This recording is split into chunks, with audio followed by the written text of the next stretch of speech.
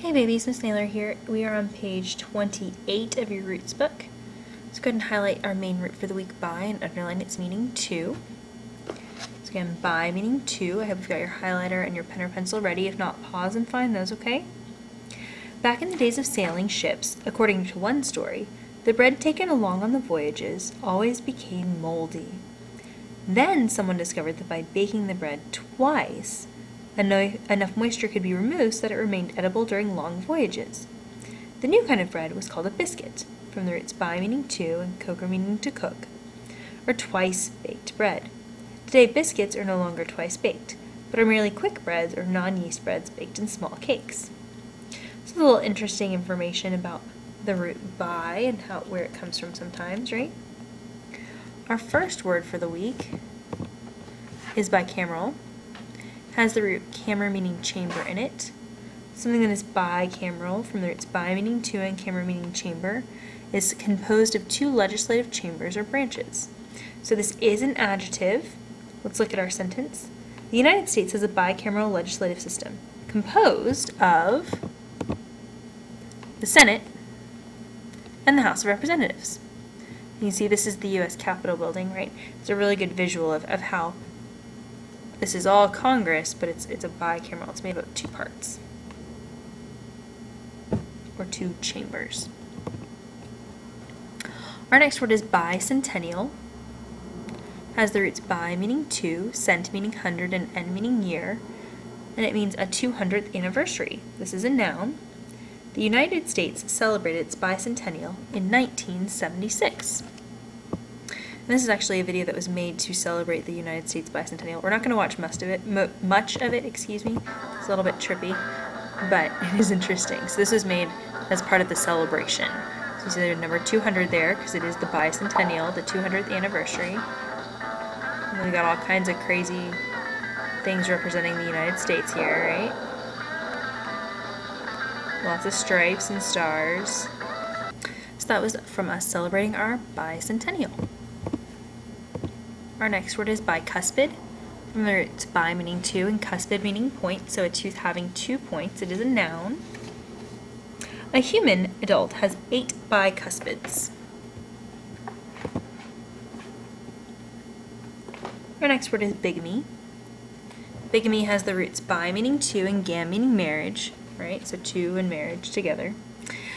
It is a noun, marrying one person while legally married to another. So here's our sentence. Bigamy is against the law in this country. That's true, right? But here we can see like marrying one person and then marrying a second person, right? Bilateral is a noun. It means having or involving two sides or binding on both parties. It has the roots by meaning two and latter meaning side, so two sides. That should help us remember it, right? And we hear this word a lot when we're talking about different countries or different kinds of agreements. According to a bilateral agreement, each of the two nations will cut armament expenditures. Okay? So let's take a look at what that might look like. So here you see that we have representatives from both Russia and Japan sitting down and they're being handed documents, right?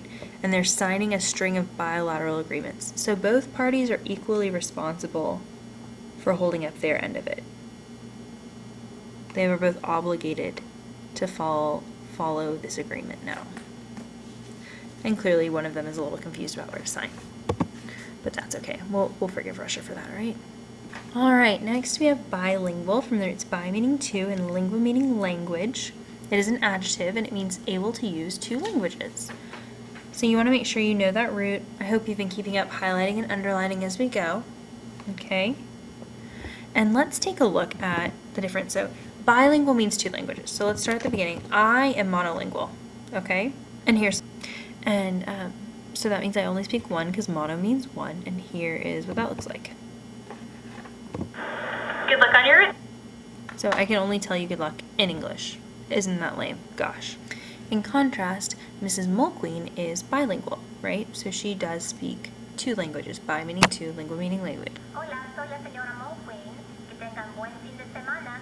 Good luck on your read quiz too. So she can tell you good luck and tell you have a great weekend and all that stuff in English or in Spanish, because she's bilingual. She speaks 2 languages. And then we have Mr. Cheadle, who is trilingual. Hopefully y'all remember him from last year, right? So tri means 3, lingua meaning language, 3 languages. Hola, me llamo Señor Cheadle. Good luck on your roots exam. A bon weekend. So he was able to tell you good luck on your roots and everything in Spanish, English, and French, because he's a rock star like that, right? So hopefully that helped you see kind of how the number roots, mono, bi, tri, can work with that lingua root, meaning language. So this week you're responsible for bilingual, but I think it's important to understand how they all work together. All right, our next word is bipartisan. It's an adjective. It means consisting of or supported by 2 parties, especially 2 major political parties. So here we have the donkey and the elephant that represent our Republican and Democratic parties here in the United States. Assured of bipartisan support, the senator was confident the bill would pass.